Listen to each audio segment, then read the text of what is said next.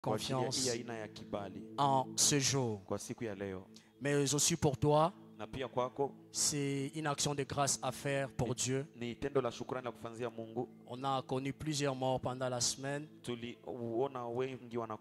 sur cette terre même de Bukavu, mais te voici en bonne santé. Tu n'as pas été touché. Nous rendons gloire à Dieu pour cela.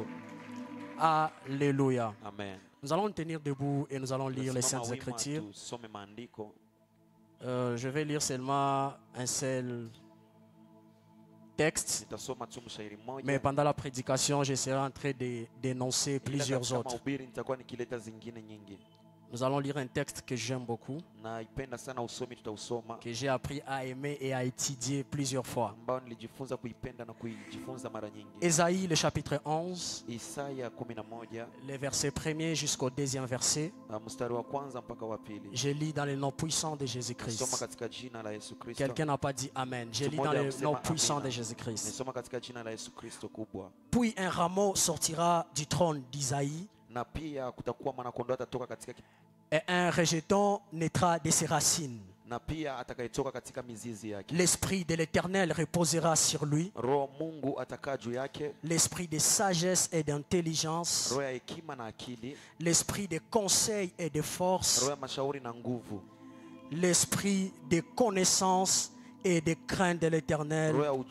Parole de Dieu, nous acclamons et nous nous mettons. Amen. Alléluia. Amen. Alléluia. Amen. Je sens la présence de Dieu. J'ai envie de commencer par prophétiser, mais je vais le faire après. Alléluia. Amen. J'ai ça vraiment envie de prophétiser. Le ciel n'est pas encore clair, mais j'ai ça l'envie. Alléluia. Amen. Alléluia. Amen. Je commence par prêcher ou je commence même par une parole? Je prêche d'abord. Alléluia. Amen. Mais il y a une vision qui me dérange, je risque d'oublier. Il y a une sensation que je risque d'oublier. Pardon mon frère, est-ce que vous pouvez vous tenir debout? Je vais libérer la parole et puis continuer.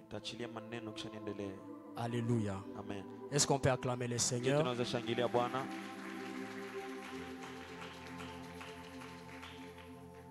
Mon frère, pendant que je t'ai regardé, Dieu me disait de te dire de ne pas t'inquiéter.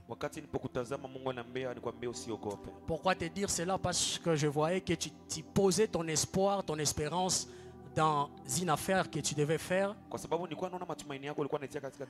Mais malheureusement, cette affaire n'a pas marché comme ça devait marcher, vu les circonstances et les temps dans lesquels nous sommes.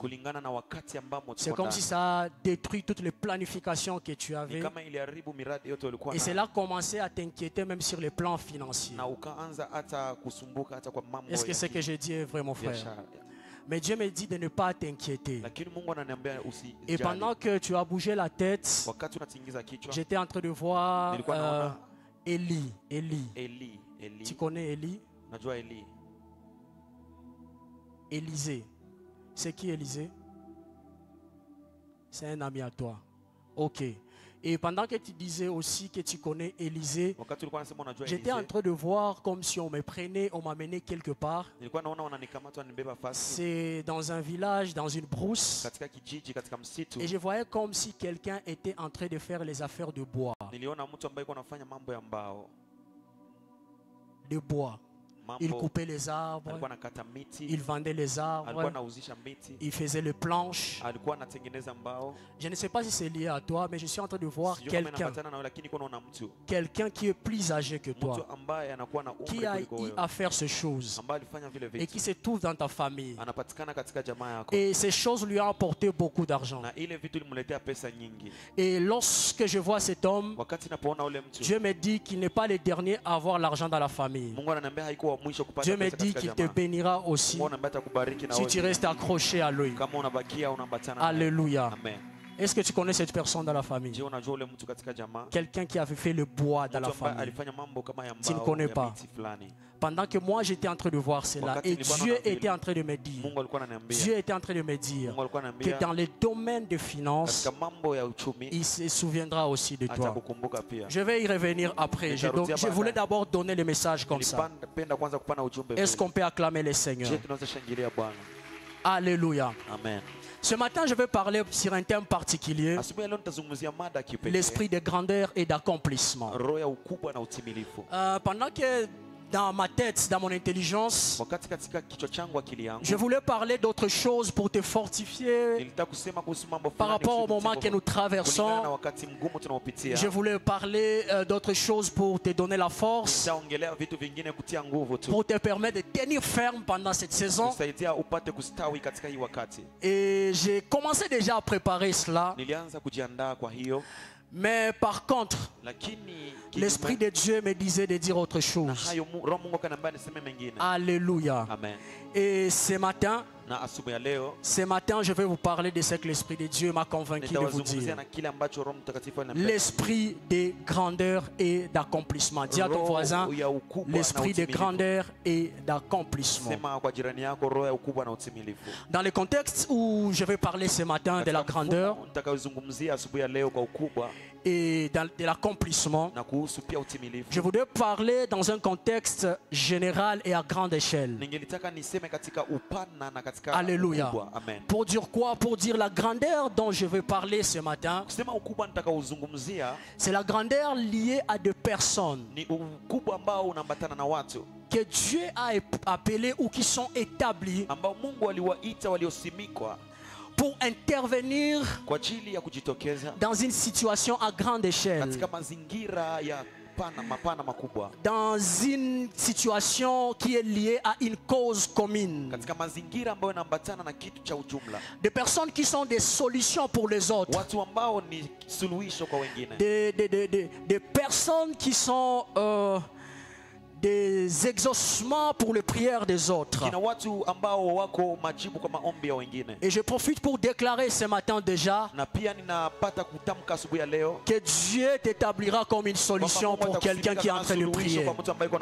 Je déclare dans la vie de quelqu'un, Dieu va t'établir comme une solution pour la prière de ton frère, pour la prière de ta sœur. Alléluia. Amen, amen. Pourquoi parler de cette notion de grandeur à ces temps-ci? Parce qu'au milieu de tout ce que Dieu peut élever sur la terre, ou bien lorsque Dieu veut agir sur la terre, il élève souvent des personnes qu'il établit comme des références, comme des modèles, afin qu'ils viennent pour accomplir un dessein de Dieu, ou bien qu'ils viennent tout simplement pour manifester la main de Dieu parmi plusieurs.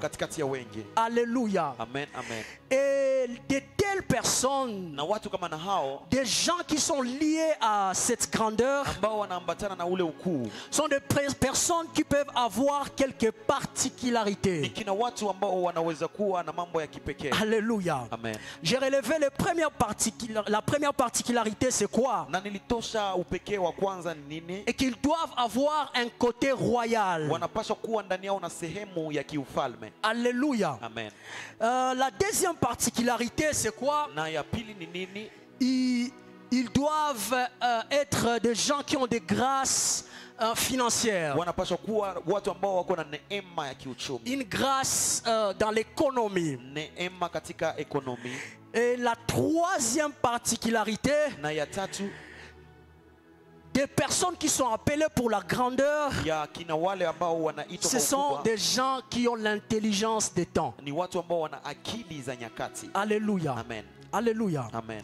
La Bible nous dit dans Nombre, Lorsque nous sommes dans Nombre 2, les versets 3 à 8, ça concerne l'histoire d'Israël lorsqu'il devait lever les camps, quand il suivait la nuée. Notre Père a parlé de long et à large par rapport à la marche dans les déserts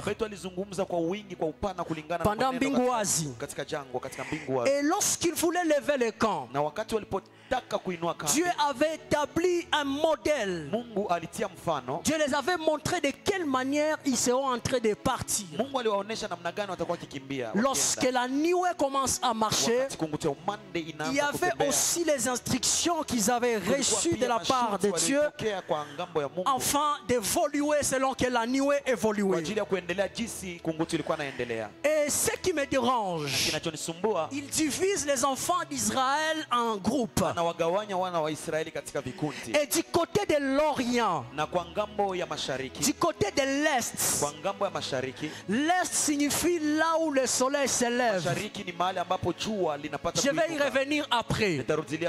Il est en train d'établir le premier groupe. Dans le premier groupe, il dit ceci: il y aura la tribu de Juda, il y aura la tribu de Zabulon, il y aura la tribu d'Isaacar.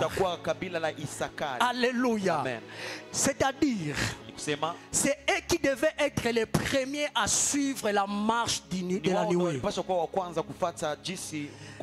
C'est-à-dire, normalement, c'est eux qui devaient avoir la prééminence de se déplacer lorsque la nuée se déplaçait.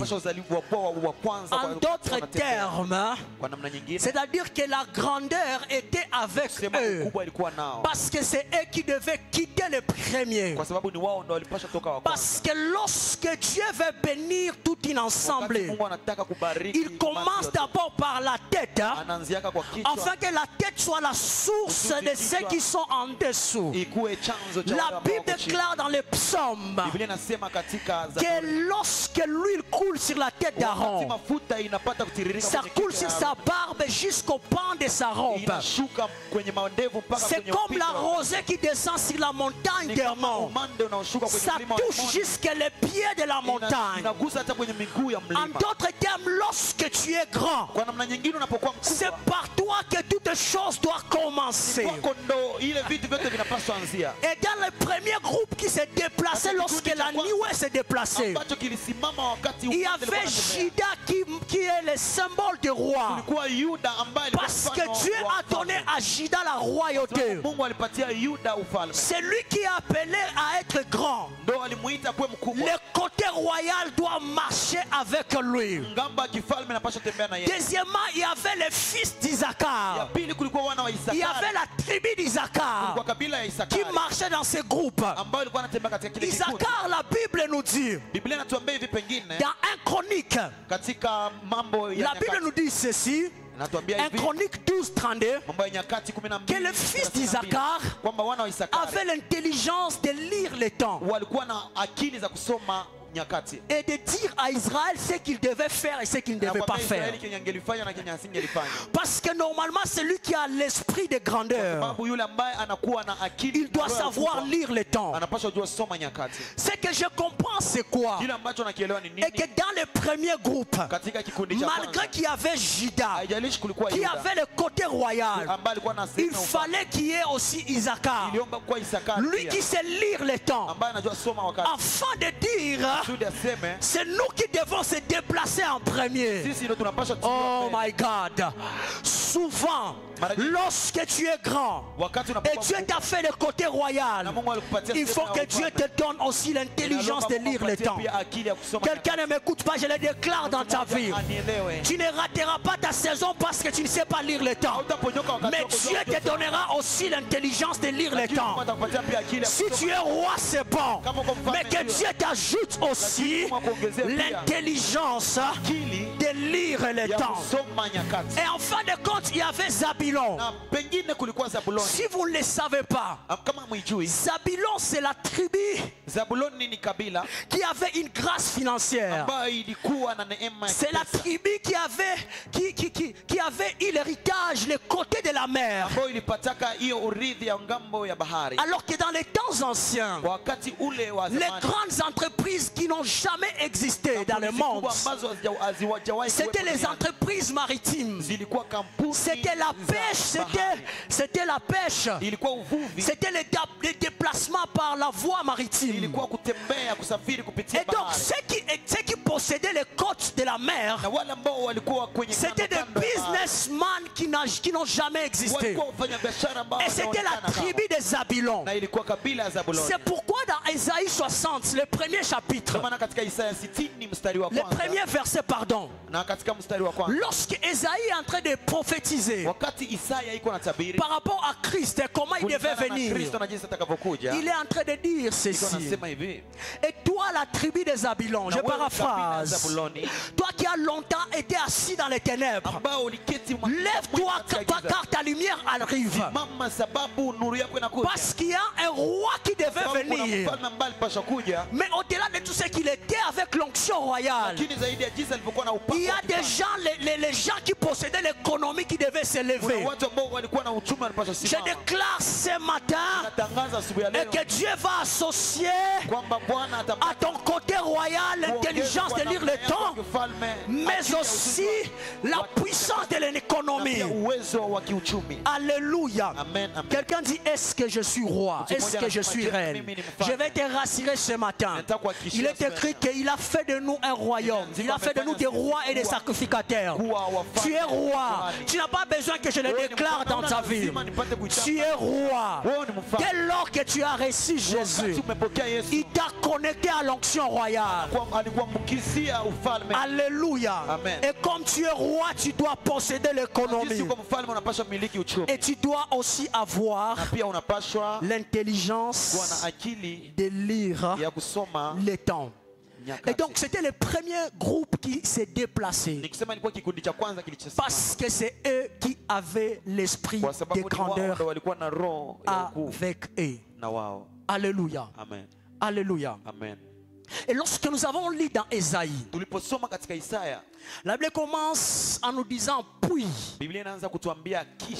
Puis c'est une conjonction qui relie des temps différents.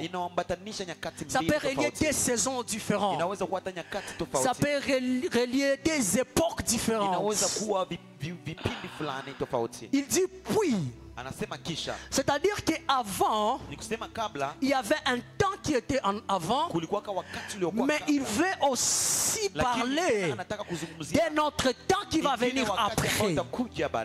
Mais le puis, cette conjonction qui relie des époques, des saisons, trop souvent on l'applique lorsque les deux saisons d'avant et d'après est associé à un événement quelconque. Et vous allez remarquer avec moi dans la Bible, presque tout ce qu'on nous écrit, ça concerne les époques, ça concerne les saisons, ça concerne les temps. Et chaque temps, chaque saison, chaque époque est liée à un événement quelconque. Parce qu'en réalité, ce qui marque un temps, ce qui rend particulier un temps, c'est l'événement qui s'est passé pendant ce temps. Même lorsque nos enfants naîtront, on leur dira en 2025, mois de février, au nord et au sud Kivu, il y avait un événement que vous savez. Parce que cet événement a marqué cette saison. Ça a paralysé les choses. Comment les choses marchaient. Ça a paralysé les cours de vie de plusieurs. Ça a déstabilisé les choses. Parce qu'il y a des temps qui sont marqués par les époques. Ça peut être marqué par de mauvais événements. Ça peut être marqué par de bons événements. Les temps seront toujours liés à des événements. Alléluia. Mais si vous regardez avec moi Ésaïe chapitre 1, il prophétise sur des nations. Chapitre 2 aussi, il prophétise sur plusieurs peuples. 3, il fait la même chose. 4, il fait la même chose. 5, 6, 9, là, il commence à parler de Jésus par rapport aux nations. Et 11, il vient et nous dit puis. Il vient et nous dit puis. Il a parlé de destruction. Il a parlé de peuples qui sont dans la désolation. Des peuples qui ont longtemps souffert de la malédiction dans plusieurs peuples. Mais il vient mettre une conjonction qui veut coordonner des temps. Mais des temps qui doivent connaître des événements différents. Il est en train de dire puis un rameau naîtra de la tribu d'Esaïe. Un rejeton viendra de ses racines. Je vais dire à quelqu'un, il y a un avant et un après. Si avant on a dit que tu as subi des malédictions, si avant tu étais méconnaissable, tu es passé par les feux, tu as marché dans les déserts, rien n'a évolué dans ta vie. J'ai une bonne nouvelle à te donner ce matin. Il y a le temps où Dieu vient, il y a le temps où il envoie le prophète. Il y a le temps où il envoie l'homme de Dieu pour te dire puis la restauration est née, puis la victoire est née, puis la réussite est née. Parce qu'il y a des événements d'avant et il y aura aussi des événements d'après. Mais ce que j'aime est que ce qui a mal commencé peut bien finir. Parfois la méthode de Dieu, d'ailleurs trop souvent la méthode de Dieu, c'est de commencer une histoire dans la bassesse, c'est de commencer une histoire dans la petitesse et finir l'histoire dans la grandeur et de finir l'histoire dans la puissance. Je vais déclarer dans la vie de quelqu'un, ce matin je viens mettre un bruit dans la situation. La maladie d'avant ne sera plus petite. Oui, tu es en bonne santé. La pauvreté d'avant, il y a un point qui se met et je déclare, oui, la richesse vient. Quelqu'un ne m'écoute pas. Je ne connais pas ta situation, mais j'ai envie de dire comme le prophète Esaïe, oui, tout ce que tu cherches est en train de renaître. Je vais parler à une maman. Puis ton enfant que tu regrettais, Dieu le restaure. Et il sera le libérateur de la famille. Il sera celui qui va sauver la famille.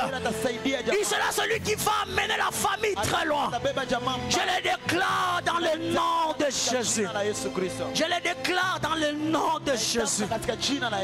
Alléluia. Amen. Alléluia. Amen.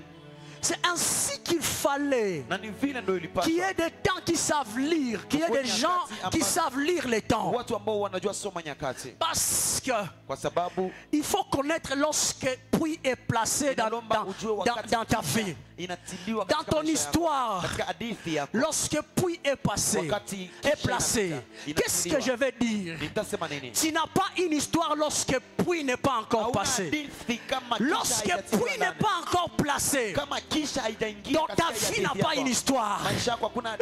On reconnaît ton histoire lorsque conjonction de coordination puis est placée dans ton histoire. On connaît ton histoire lorsqu'on peut voir l'avant toi, la face de toi et l'après ce que tu es.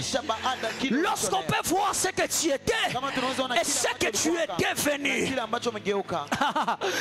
On parle de ton histoire lorsqu'il y a un changement des événements qui se passent par rapport au temps qui se relie. Et je dis à Dieu ce matin que cette nouvelle saison, ce nouveau temps, que ça soit une succession de bonnes nouvelles, que les événements qui vont arriver soient des événements marquants. Je les déclare dans le nom de Jésus. Je les déclare dans le nom de Jésus. Est-ce que quelqu'un peut recevoir cela? Kaya paria de lebo sotelebraskaria. Ala masiselia. Tu as connu beaucoup de mauvais événements. Mais lorsque Dieu veut placer le puits, il change des choses. Parfois on oublie même de là où tu es venu lorsque le puits est placé. Quelqu'un ne me comprend pas. Quelqu'un ne me comprend pas. Au fait, ce qui me dérange, c'est quoi? Jérémie a parlé de Bethléem. Le prophète Michée a parlé de Bethléem. Bethléem était connu comme une ville où rien de grand ne sortait. Une ville où Jésus ne pouvait pas être naître dedans.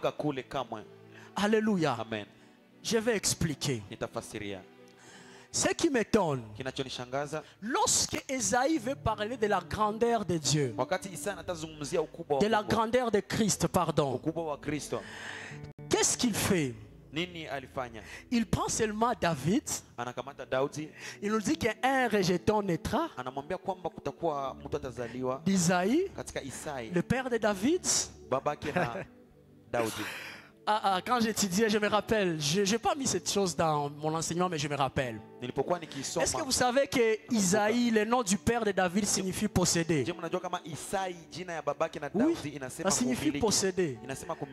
C'est pourquoi la plupart des fois, lorsqu'on parle de la généalogie des fils de David, même de Jésus, on commence d'abord par Isaïe.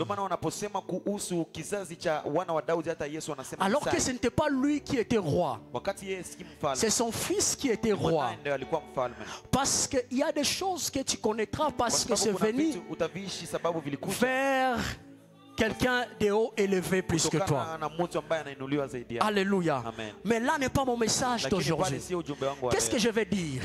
Michée, le prophète Michée nous dit que il viendra de Bethléem. C'était le lieu d'où il pouvait venir. Le prophète Jérémie nous en parle aussi. Alléluia. Amen. Même lorsque Esaïe prophétise sur lui, même lui-même avant il a dit ça. Mais dans 11, lorsqu'il veut parler, il parle seulement d'Isaïe, il parle seulement de David, mais il oublie les lieux de condamnation. Parce que normalement ce lieu était un lieu condamné à ne pas faire sortir quelqu'un de grand. Par contre, lorsqu'il veut parler de la grandeur de cet homme, il ne veut pas encore le relier à la petitesse de là où il viendra.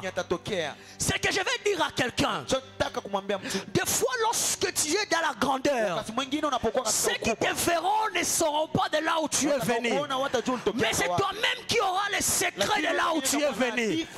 Aïe, aïe, aïe, aïe, aïe, aïe, aïe, aïe, aïe, aïe. Des fois lorsque je te regarde, je ne sais pas ce que tu as déjà traversé. Je ne sais pas de là où tu es venu. Je ne sais pas la base dans laquelle tu es venu. Mais toi-même tu connais. Moi je peux t'acclamer pour ta grandeur. Mais je ne connais pas de là où tu viens. Mais j'ai une bonne nouvelle ce matin à te dire. Peu importe ce qu'on a dit, de là où tu es venu, peu importe la bassesse de là où tu es venu, peu importe la terre dans laquelle tu es venu, la terre de tes origines, qui ne produit pas de grands. Je vais te dire une chose, lorsque tu es attaché à une autre paternité, une autre famille céleste, des fois on peut oublier la puissance de la terre, parce que cette paternité céleste te donne d'autres acquis. Il y a un enfant de Dieu qui ne me comprend pas. Lorsqu'on arrête de parler de Bethléem, c'est-à-dire qu'on peut parler de ta ta nouvelle famille. Lorsqu'on a arrêté de parler de ta terre d'origine, c'est-à-dire qu'on veut maintenant parler de ta nouvelle appartenance, de là où tu es greffé. Je vais dire à quelqu'un, la Bible déclare, nous avons été greffés au vrai cep. Il est le roi des rois. Ta terre ne produit pas de grands. Dans ta famille, il n'y a pas de grands. Mais ce que je vais te dire, on va commencer à parler. On va commencer à dire ceci. Depuis qu'il a reçu Jésus, depuis qu'il est devenu chrétien, on ne le comprend plus. Il est devenu grand. Il a la richesse. C'est pourquoi un exemple normal, lorsque nous passons dans nos quartiers, les gens commencent à dire, moi je ne peux pas entrer dans votre église. Pourquoi? Parce que vous habillez très mal. Pas très mal dans le sens, on ne connaît pas s'habiller. Mais on s'habille vraiment jusqu'à faire peur aux gens qui sont à l'extérieur. Des fois je regarde, je me dis, mais qui s'habille ici? Qui s'habille? Je cherche un vêtement de $1000, je ne vois pas. Je cherche une montre de 20 000 euros, je ne vois pas. Mais pendant les gens ont peur de nous, parce qu'on a arrêté de nous voir selon les terres, selon les maisons dans lesquelles nous venons. Mais on a commencé à nous voir comme des gens qui ont été attachés à Jésus. Alléluia. Je déclare que la manière de te voir est en train de changer. La manière de te voir est en train de changer. Une autre chose sur Bethléem, la dernière, et je continue mon message. Une autre chose sur Bethléem, parfois de là où tu viens peut être une terre, un lieu ou une famille méprisable. Par contre, c'est là où tout va commencer. Oui, Dieu veut te rencontrer là dans cette bassesse, afin qu'il répand sa gloire en toi. Qu'est-ce que je vais dire? Mais vous avez prophétisé que à Bethléem, rien de grand ne peut y sortir. Mais tous ces gens, j'ai comme l'impression qu'ils ont oublié un petit détail. Ils ont oublié que Bethléem signifie maison de pain. Quelqu'un ne m'écoute pas. Ils ont oublié que Bethléem, au vrai sens du mot, signifiait maison de pain. En notre terme, pour dire, lorsque vous savez là où il y a la maison du pain, lorsque tu as faim, c'est dans cette maison où tu iras. C'est pourquoi on est arrivé même à appeler Jésus comment? Le pain de vie. Parce que lorsque les gens avaient faim, ils sont allés à Bethléem dans la maison de paix. Des pains, médiocre qu'il soit, cette terre, mais elle avait quelque chose de grand. C'était une maison dans laquelle on pouvait venir s'approvisionner. Elle était petite mais possédait quelque chose de grand. Et c'est comme ça que Christ est appelé pain de vie. Et lorsque tu as besoin de manger, tu viens manger le pain de vie. D'ailleurs, ce matin même, on va manger le pain de vie. C'est parce qu'il est venu de Bethléem, la maison des pains. Quelqu'un ne m'écoute pas. Ne regarde pas tes faibles commencements. Ne regarde pas la base là où tu viens. Peut-être qu'il n'y a rien, il n'y a aucun signal de positif. Mais je vais te dire, c'est là où toutes tes ressources viendront. Parce que c'est là où tu prendras conscience que tu dois changer la situation. Je déclare dans la vie de quelqu'un, Ce que tu n'avais pas, ce que tu n'avais pas, tu l'obtiens ce matin. Les hommes ne pouvaient pas venir vers toi parce que tu n'avais rien à donner. Mais ce matin, tu deviens une maison de provision. Tu deviens une personne providentielle. Si Dieu est notre providence, alors il nous aura aussi des providences. Je déclare dans le nom de Jésus que tu deviens un homme providentiel pour ta famille, pour tes collègues, pour ce pays, pour les nations. Tu deviens une source parce que tu es dans la source qui est Jésus-Christ. Je le déclare dans le nom de Jésus. Alléluia. Amen. Alléluia. Amen. Que Dieu fasse quelque chose dans ta vie que tu n'oublieras jamais. Une chose qui va bouleverser ton sens de voir la vie. Et cette chose restera marquée dans ton cerveau. Que même lorsque quelqu'un viendra te tromper par rapport à la visitation de Dieu, tu pourras même te lever et tu les gifles. Parce que tu sais, tu as les secrets de la manière dont Dieu visite les hommes afin de les rendre grands. Afin de les rendre grands. Alléluia. C'est comme ça que David a cherché Mephibosheth. Parce que Mephibosheth était perclus des pieds. Mais quand même, il avait une chose. Il était attaché. Il était attaché à une maison royale. Même si là où il était à Lodébar, c'était une terre maléfique et maudite. Mais quand même, il y avait quelqu'un de grand. Qu'est-ce que je suis en train de dire? Les anges visiteront les lieux les plus reculés, là où rien de grand ne peut sortir. Lorsqu'il y a un homme de grandeur, quelqu'un ne m'écoute pas. Ta position actuelle ne peut pas m'intimider. Ta position actuelle ne peut pas t'intimider. Parce que s'il y a un homme de grandeur là où tu es, d'ailleurs c'est toi qui es l'homme de grandeur. Même si tu possèdes la dernière position, ça n'empêchera pas les anges de venir afin de prendre l'homme de grandeur qui tu es et de t'élever. Et de t'élever. Alléluia. Alléluia. Quelqu'un ne me comprend pas. Quelqu'un ne me comprend. Est-ce que je peux avancer? Est-ce que vous savez que sur la terre, de Bethléem, où rien de grand était sorti, ne pouvait sortir, où rien de grand ne pouvait sortir, lorsque Jésus est né à Bethléem, il était quelqu'un de grand. Il a attiré les anges là-bas.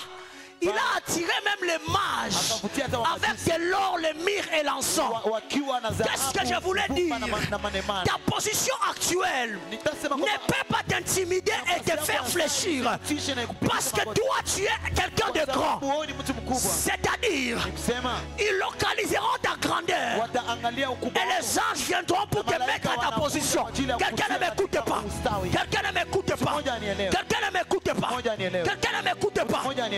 Les anges, et ils savent qui tu es. Dieu, il voit qui tu es. Et à ta même petite position là où tu te trouves, à la moindre position où tu te trouves, il peut venir te prendre et t'élever et te mettre à ta position. Mais c'est ce qui arriva pour David. Est-ce que vous comprenez la Bible ou pas? David était très loin dans la forêt. Il était dans une terre minable, négligée dans la forêt. Son statut ne donne rien à envier parce qu'il était aussi berger. Mais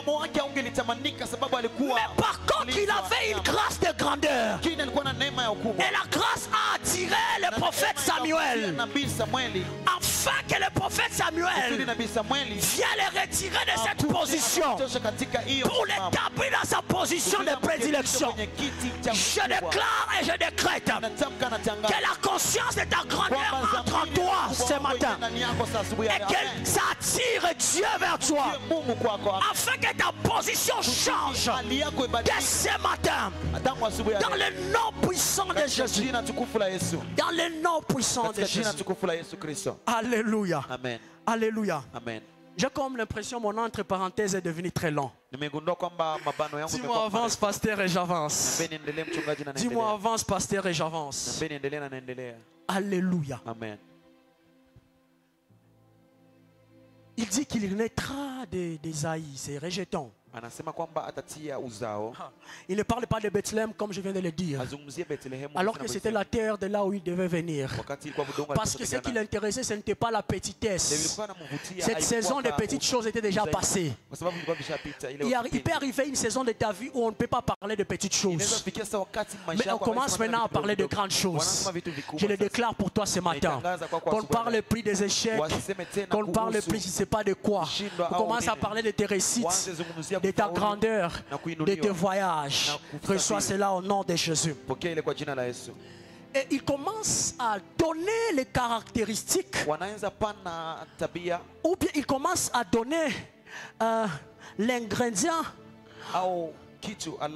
la chose qui fera cet homme un grand et qui le donnera l'esprit pour accomplir ce qu'il doit accomplir. Et c'est ce qui m'intéresse beaucoup plus ce matin. Je ne sais pas si j'aurai le temps, je n'aurai pas le temps de tout finir. Je vais parler seulement des deux. Alléluia. Il commence à parler. Écoute-moi.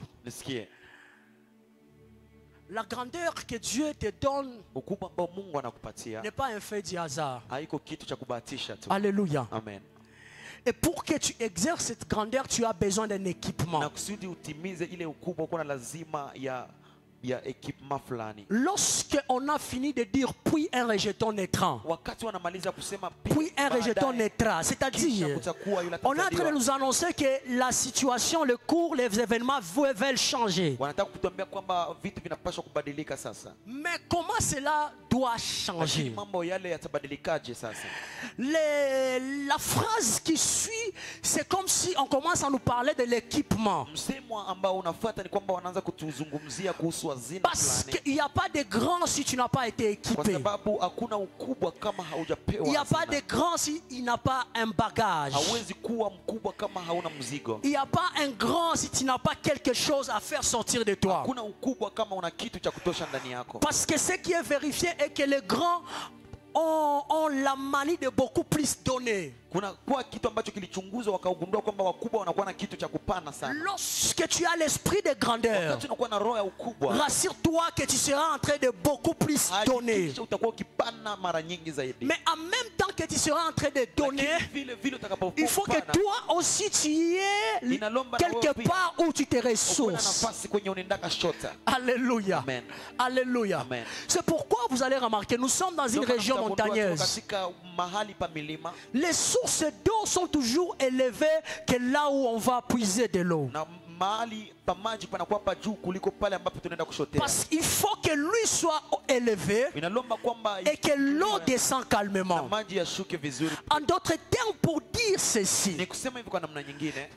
avoir l'esprit de grandeur et d'être une source pour d'autres, être une solution pour la prière de ton frère et de ta soeur, il te faut avoir un équipement. Il te faut avoir quelque chose qui te rend différent et qui te place au-dessus de celle-là dont tu vas donner. Et c'est ce qu'Ésaïe commence à nous révéler.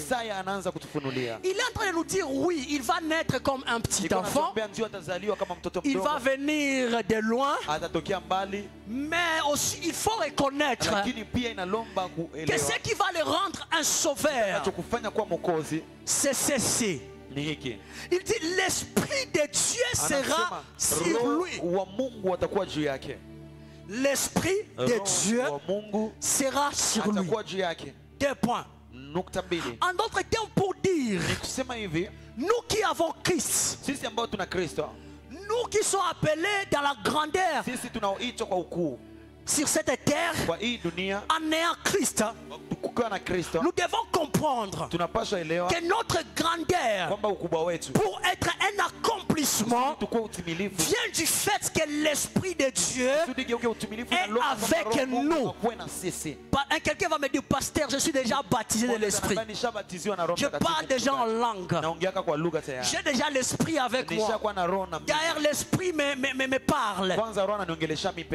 D'ailleurs, moi, j'écoute le Saint-Esprit. J'ai des visions, je prophétise. J'ai des rêves, c'est bien, je ne refuse pas. Mais Esaïe ne se limite pas par là. Le prophète Esaïe dit, l'Esprit de Dieu sera sur lui. Des points. Il commence à énumérer. C'est comme si dans l'Esprit de Dieu, il y a d'autres formes d'esprit. Et il est en train de citer les esprits en les reliant les uns les autres. Il dit l'esprit, il dit l'esprit de sagesse et d'intelligence, virgule. L'esprit de conseil et de force, virgule, l'esprit de connaissance et de crainte de l'Éternel. Alléluia. Amen. Et le troisième verset continue. Je n'aurai pas le temps de parler de ces 6 esprits. Je vais parler seulement de les 2 premiers. Et lorsque Dieu fera grâce, peut-être je pourrai continuer. Alléluia. Amen. Alors, Christ, il est le Christ, il vient comme un sauveur. Mais lui aussi a besoin de l'équipement. Écoute-moi. Tu es appelé à être grand. Tu veux être grand. Il te faut un équipement. Et dans le milieu dans lequel nous sommes, nous avons ces secrets. Je vais vous les révéler ce matin. Alléluia. Amen. Alléluia. Amen. Je vais parler de l'esprit de sagesse et d'intelligence. En d'autres termes, pour dire, pour être grand sur la terre, il y a des positions de force. Pour être grand, je vais parler de cela 1 minute et puis je vous explique. Est-ce que vous savez que dans ce monde, il est vérifié que personne n'est grand sans qu'il y ait une force qui est derrière lui? Alléluia. Amen. Tu ne peux pas être grand sans qu'il y ait une force qui marche avec toi. Soit tu as une force compliquée des ténèbres, soit tu as la force qui vient de Dieu. Tu ne peux pas être grand si tu n'as pas une force. Sinon tu resteras la personne normale. La personne qui se réveille, elle part au travail, il a $500 le mois, il rentre à lui, il met au monde, il finit, et puis c'est tout. Alléluia. Amen. Mais la Bible nous dit qu'on doit dominer sur la terre. C'est-à-dire nous sommes appelés à être d'abord de grands sur la terre, afin aussi de recevoir les centiples. Alléluia. Amen. Alléluia. Amen. Et il faut tout faire d'avoir l'équipement avant le temps. Il faut tout faire d'avoir l'équipement avant le temps. Parce que lorsque ton temps arrive, si tu n'es pas équipé, tu perdras le temps. Tu entres dans une saison de retard. Au fait, l'équipement ne vient pas lorsque le temps est arrivé. L'équipement arrive avant même que le temps ne soit accompli. C'est pourquoi c'est aujourd'hui le temps d'être loin de Dieu. C'est aujourd'hui le temps de recevoir l'onction, parce que lorsque Dieu te demandera que l'onction commence à travailler, que tu aies déjà l'onction. Quand je parle de l'onction, je ne parle pas seulement de l'onction de faire tomber les gens. L'onction de finance, l'onction de la royauté, l'onction, je ne sais pas, dans le commerce. Il y a plusieurs types d'onction. L'onction des terres, l'onction des airs, de posséder les cœurs. Tu peux posséder les compagnies aériennes, des agences de transport des véhicules. C'est une onction. Et tu dois déjà être préparé pour cela. Et lorsque la saison arrive, tu ne seras plus distrait parce que tu es déjà équipé. Plusieurs de nous, le retard est entré dans nos vies parce que tout simplement, nous, lorsque l'opportunité est arrivée, lorsque le temps est arrivé, c'est le même moment où on a voulu commencer à chercher comment être à la hauteur pour relever les défis. Si tu marches de cette manière, tu risqueras de rater ton temps. Il faut précédemment être équipé afin que lorsque le temps viendra, que tu sois déjà prêt. Que tu sois déjà prêt. Je parle de quoi? Je vais expliquer avec Jésus. La Bible déclare ceci. Jean 4. Jésus lui répondit: femme, qu'y a-t-il entre moi et toi? Mon heure n'est pas encore venue. Même Jésus, il savait que son heure n'était pas venue. Mais ce que j'aime avec Jésus, malgré qu'il savait que son heure n'était pas venue, mais quand même il avait démontré qu'il était prêt. Est-ce que je peux ouvrir ce que je vais dire? La mère de Jésus est venue. Le premier miracle de Jésus conduit qu'il a changé de l'eau en vin. Sa mère vient et lui dit: le vin est fini dans cette fête. Mais est-ce que tu peux faire quelque chose? Tu peux faire un miracle? Jésus dit à sa maman: femme, qu'y a-t-il entre moi et toi? Mon heure n'est pas encore venue. Et la Bible nous dit, la maman dit aux disciples: faites tout ce qu'il vous dira de faire. Et Jésus commence à agir. C'est-à-dire, même si l'heure de Jésus de faire ce qu'il devait faire n'était pas encore arrivé, mais il a démontré quand même qu'il pouvait déjà le faire, malgré que l'heure n'était pas encore venue. Quelqu'un ne m'écoute pas. Jésus nous enseigne, même si ce n'est pas encore le temps, il faut déjà être prêt pour ce temps. Je vais parler à quelqu'un. Ce matin, le Saint-Esprit te saisira. Il te va te capaciter pour la saison de grandeur et d'accomplissement qui arrive dans ta vie. Jésus lui a dit: mon heure n'est pas encore arrivée, mais quand même il a fait le miracle. Alléluia. Amen. Alléluia. Amen. Ce n'était pas son heure, mais quand même il a fait le miracle. Il a fait le miracle. C'est pourquoi même vous allez remarquer, il a dit à ses disciples: prenez 6 vases. Parce que le chiffre 6 révèle le chiffre de l'homme. C'est-à-dire seulement il voulait plaire l'homme. Il voulait seulement le faire pour l'homme. Parce que le chiffre 7 c'est le chiffre d'accomplissement. C'est-à-dire qu'il était presque à son temps. Mais son temps n'était pas encore arrivé. Ça c'est entre parenthèses. Pour te dire, il peut arriver des fois que tu peux saisir une opportunité parce que tu es déjà prêt. Même si ce n'est pas encore ton temps. Même si ce n'est pas encore ton temps. Il peut arriver que dans le désert, tu trouves la manne. Même si ce n'est pas encore du lait et du miel de la terre promise. Quelqu'un ne m'écoute pas. Juste parce que tu es déjà prêt, même si tu n'es pas encore entré. Je vais dire à quelqu'un, si toi ta saison n'est pas celle-ci, mais parce que Dieu va te capaciter, tu auras une opportunité qui va te mettre presque à côté du niveau de ta grandeur que tu attends dans 5 ans, dans 2 ans, dans cette année. Je le déclare dans le nom de Jésus. Je le déclare dans le nom de Jésus. Et donc Jésus a dit à sa maman, mon temps n'est pas encore arrivé. Parce que aussi ce n'était pas le temps où Jésus devait rendre des personnes ivres. Parce que le vrai temps de Jésus, pour faire en sorte que les gens soient ivres, c'était au fait à la Pentecôte.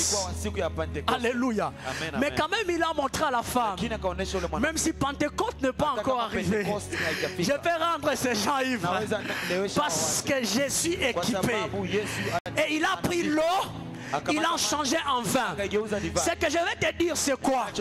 Lorsque tu as l'équipement, tu peux prendre quelque chose qui ne ressemble pas à ce que tu veux faire, mais quand même tu vas donner cette chose la nature que tu veux. Lorsque tu as le Saint-Esprit, la sagesse et l'intelligence, est-ce que tu sais que 10 $ peut devenir 1000 $ dans peu de temps? Tu peux multiplier les papiers en argent dans peu de temps. Alléluia. Il faut juste être prêt. Je vais parler de l'esprit de sagesse et d'intelligence. Accordez-moi 5 minutes et je finis. Alléluia. Pourquoi être équipé de l'esprit de sagesse et de l'intelligence? Je vais aller d'une manière différente, même si c'est lié.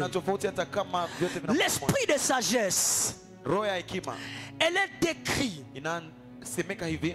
lorsque tu fais les études bibliques. Lorsque Esaïe parlait de ces choses, tu vas voir comme l'esprit de sagesse qu'il parlait ici, il est décrit comme la capacité de monter les stratégies, la capacité d'être prudent, la capacité de respecter l'éthique. Alléluia. C'est-à-dire, lorsque tu as l'esprit de sagesse, tu sauras monter les stratégies pour réussir la saison. Alléluia. Luc 14, 24 à 32. La Bible dit ceci. Est-ce que parmi vous sur la terre, quelqu'un a déjà commencé à construire une maison sans d'abord faire des calculs des dépenses qu'il va faire, de comment il va l'accomplir? Luc 14, 24. En fait, c'est cela. C'est lui qui a l'esprit de sagesse. Pour être grand, il doit d'abord calculer. Je fais ça, je passe par ici, je me comporte comme ça. Tu dois montrer les stratégies. Je prie que l'onction de sagesse soit sur toi ce matin. Monter les stratégies. Deuxième des choses, tu dois avoir la prudence. C'est pas dire parce que c'est la saison, tu vois comme si c'est bon et tu te jettes seulement dedans, tu commences à agir. Non, non, non. Il faut avoir la prudence. Matthieu 10, 16. La Bible déclare, lorsque Jésus envoie les disciples dans le monde, il est dit, soyez simples comme des colombes et prudents comme des serpents. C'est-à-dire quoi? Lorsque l'esprit de sagesse est avec toi, la prudence directement doit être attachée à toi afin de ne pas commettre les fautes. L'esprit de grandeur, c'est lorsque tu sais être prudent aussi pour accomplir ce que tu dois accomplir. Et en dernier lieu, l'esprit de sagesse est décrit comme la capacité à respecter l'éthique.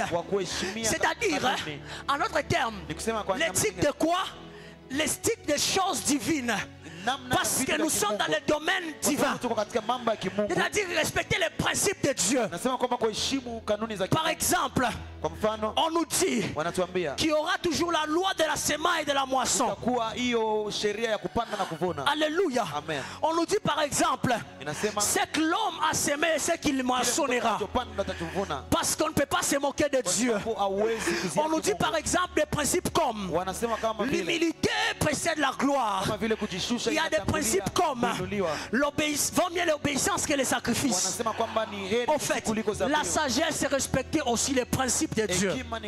Parce que dans le monde spirituel, lorsque tu as respecté les principes, c'est-à-dire que tu as réussi l'avantage qui est lié aux principes que tu as respectés. Je prie ce matin que l'esprit de sagesse te donnera d'être grand. Parce que tu vas respecter les principes. Tu vas être prudent. Et tu vas monter les stratégies. 2025 est encore au début. Nous n'avons pas encore même fini la première trimestre. Écoute-moi, ce que je vais te dire. Commence à monter les stratégies. Apprends à être prudent. Respecte les principes de Dieu pour toute l'année. Et tu vas réussir. Et la victoire va s'attacher à toi. Alléluia. Amen. Je parle aussi de l'esprit d'intelligence. L'esprit d'intelligence dont Esaïe nous parle.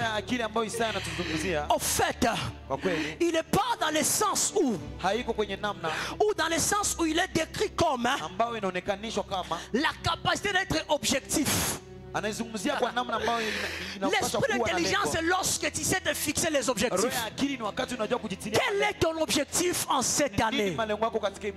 Il faut que tu sois équipé de cet esprit pour que tes objectifs soient précis et clairs. Afin qu'à la fin de cette année, tu ne commences pas à rater et commences à regretter.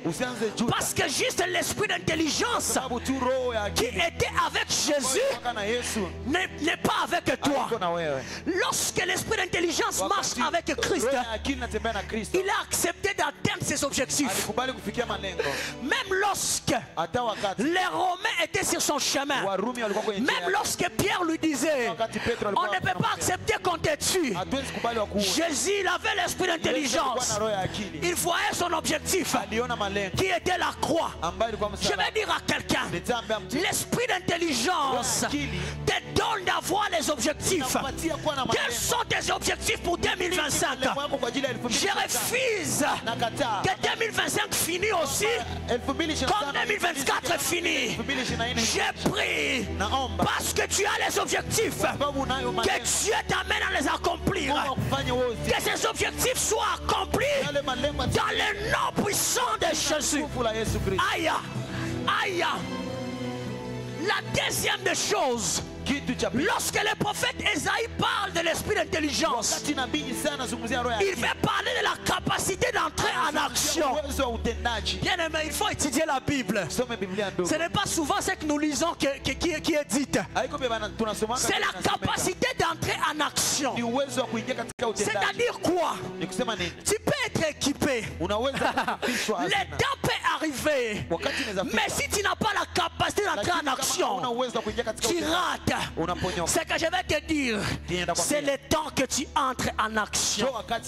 C'est la saison pour toi d'entrer en action. Je me rappelle, il y a des années dont je pleurais parce que je ne savais pas entrer en action. Mais en cette année, je me suis dit, je vais entrer en action. Parce que l'esprit d'intelligence qui reposait sur Christ lui donnait aussi d'entrer en action. D'entrer en action. L'esprit d'intelligence, c'est la capacité. La capacité, oh mon Dieu, de t'adapter aux saisons. Vous savez, tu peux être grand, mais les saisons peuvent basculer. Si tu ne t'adaptes pas, tu vas perdre. Tu vas perdre. L'esprit d'intelligence te donne la capacité de t'adapter aux saisons. Peu importe ce qui se passe. Je m'en fous de ce qui se passe en ce moment. Je m'en fous de la situation actuelle. Mais celui qui a l'esprit d'intelligence, il saura s'adapter et il réussira. Et la première adaptation, la plus grande adaptation que nous avons, étant enfant de Dieu, je vous donne les secrets. Je vous donne les secrets. La plus grande adaptation, étant enfant de Dieu, que nous pouvons avoir, c'est Jérémie 17. 7 à 8. Est-ce que quelqu'un connaît ce qu'il dit? La Bible nous dit, celui qui se confie en l'Éternel, c'est comme un arbre planté près d'un courant d'eau. Il donne les fruits à sa saison. Même il donne les fruits en sécheresse. Il ne connaît pas les changements de saison. Parce que son adaptation, c'est se confier en l'Éternel. Je vais dire à un enfant de Dieu, peu importe les saisons, le secret en nous, l'adaptation aux saisons, c'est de se confier en Dieu. Lorsque tu te confies en Dieu, tu es comme un arbre qui est plein de courants d'eau. Même dans la sécheresse, même dans la saison de pluie, tu donnes les fruits. Je le déclare que Dieu te place là où il y a la source. Peu importe les saisons, que tu sois béni. Je le déclare dans le nom de Jésus. Amen. Et la dernière des choses, descends mon frère, la dernière des choses, l'esprit d'intelligence est décrit comme la capacité de démontrer son individualité. C'est-à-dire mettre en évidence sa particularité. Parce que nous ne sommes pas les mêmes. Nous pouvons faire le même business. Mais j'ai ma particularité. Tu as ta particularité. On peut être de la même famille. J'ai ma grâce. Tu as ta grâce. L'esprit d'intelligence, c'est lorsque tu es capable de prendre ta particularité, ton individualité, de le mettre en évidence, de le mettre à part, de faire une démarcation entre plusieurs. Je prie ce matin la particularité que Dieu t'a donné, les talents que Dieu t'a donné, la grâce que Dieu t'a donnée doit être mise en évidence, doit te démarquer entre toi et les autres.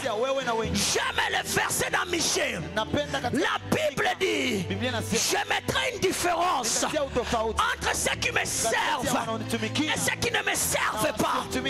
Parce que Dieu, lorsqu'il place les personnes, il cherchera à mettre la particularité. Je ne sais pas ta particularité. Je ne sais pas ce que tu as de différent que les autres. Mais que le monde n'a pas encore vu. Que le pasteur James ne connaît pas encore. Que le pasteur Samuel ne connaît pas encore. Que papa Trésor ne connaît pas encore. Mais je prie ce matin, car tu es de Dieu, cela va mettre en évidence. Ça va être mettre en évidence. Ça va être mis en évidence. Et tout le monde verra. Et par cela, nous louerons Dieu à cause de ce qu'il sera en train d'accomplir. Avec toi, tu as une particularité. Il faut que la particularité soit manifestée. Soit manifestée. Au nom de Jésus. Au nom de Jésus. On peut être tous des chauffeurs, mais toi tu peux avoir une particularité. On peut tous travailler dans les services étatiques, mais il faut que ton évidence soit vue par tous. On peut être tous dans un même bureau, mais la différence doit être manifestée. Il est temps qu'enfants de Dieu, fils et filles de la terre sainte, dans vos familles, dans vos travail, je ne sais pas là où vous logez, dans cette ville de Bukavu, que nos particularités, que nos individualités soient mises en évidence, que Dieu nous donne l'intelligence pour savoir mettre cela en valeur. Parce que lorsque la particularité est démontrée, c'est lorsqu'on te cherchera à cause de ta particularité. Lorsqu'on voit en toi quelque chose de particulier, même si tu fais la même chose que l'autre, toi tu seras préférable à l'autre. Parce que tu as une grâce différente. Parce que tu as une étoile différente. J'ai échoué depuis longtemps. Je n'avais pas l'intelligence de mettre ce que j'ai en évidence. J'ai pris Dieu, que Dieu te donne l'intelligence de savoir démontrer ta particularité. Je le déclare dans le nom puissant de Jésus. Alléluia. Amen. Je conclue par ceci. Est-ce que quelqu'un est béni ce matin? Aïe, aïe, aïe, aïe, aïe. Amen. Pasteur, je sens une onction bizarre sur moi d'établir les choses. Je suis en train d'établir les choses au fait. Je ne déclare pas seulement pour rien. Écoute-moi. Plusieurs, ceux qui n'ont pas d'équipement, ceux qui ne sont pas sages et intelligents, ils croiront que courir derrière l'argent, c'est être grand. Ils croiront que courir derrière les matières précieuses, c'est être grand. Mon Dieu, vous allez m'excuser, j'ai débordé, mais j'ai fini. Mais je vais dire quelque chose. Je ne peux pas parler de l'esprit de sagesse et d'intelligence sans mentionner ces versets qui me bouleversent dans la Bible et qui agrandit encore mon intelligence et ma sagesse. Proverbe 16:16. La Bible dit ceci. Combien acquérir la sagesse vaut mieux que l'or? Combien acquérir l'intelligence est préférable à l'argent? Proverbe 16:16. Combien acquérir la sagesse vaut mieux que l'or? Combien acquérir l'intelligence vaut mieux que l'argent? En d'autres termes, on est en train de faire une comparaison des choses élevées et des choses basses, des choses supérieures et des choses inférieures. En d'autres termes, pour dire, vaut mieux chercher l'esprit de sagesse que chercher de l'or. Vaut mieux chercher l'esprit d'intelligence que chercher l'argent. Alléluia, ça c'est un. Deux. En d'autres termes, pour dire ce que vous ne comprenez pas, si on place une chose au-dessus d'une autre, c'est-à-dire que cette chose est capable de donner l'autre qui est inférieur, n'est-ce pas? C'est-à-dire, au lieu de chercher l'or, il faut chercher la sagesse. Au lieu de chercher l'argent, cherche l'intelligence. Parce que la sagesse cache en lui l'or et l'intelligence cache en lui l'argent.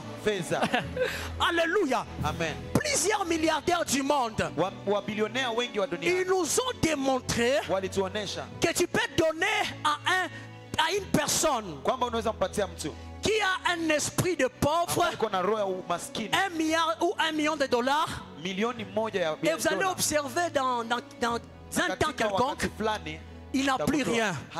Mais à quelqu'un qui a l'intelligence, la sagesse, à quelqu'un qui a l'esprit de grandeur, tu lui donnes 1 million. Dans un mois, il multiplie. Dans une année, ça devient milliard. Pourquoi? Parce qu'il a l'esprit d'intelligence. Parce que lui, au lieu de chercher l'argent et l'or, il a cherché d'abord la sagesse et l'intelligence. Je parle aux fils et aux filles de la Terre Sainte. Ce matin, la sagesse et l'intelligence, c'est notre équipement afin que nous possédons l'or et l'argent. L'or ne te donnera pas la sagesse. L'argent ne te donnera pas l'intelligence. Mais la sagesse peut te donner l'or. L'intelligence peut te donner l'argent.